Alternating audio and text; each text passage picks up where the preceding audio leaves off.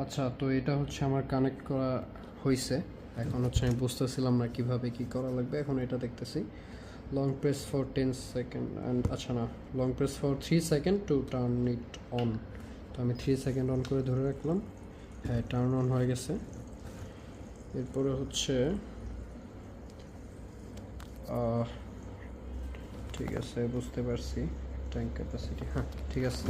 এই যে মোটামুটি শুরু হয়ে গেছে এটার কাজ। এগুলোতে কী করে, এগুলোতে হয়তো স্পিড বাড়ায় কমায় নাকি বুঝতেছি না। ও, লাইট চেঞ্জ করে। আচ্ছা, আমি হচ্ছে রুমের লাইটটা অফ করে দিই ভালোভাবে বোঝার জন্য। হ্যাঁ, এই তো হয়ে গেছে।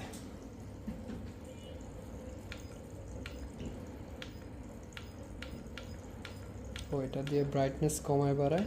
তো ব্রাইটনেস এই যে এটাই মোটামুটি ম্যাক্স। আর এটা দিয়ে হচ্ছে কালার চেঞ্জ করে একদম ডান পাশে, বাম পাশেরটা দিয়ে।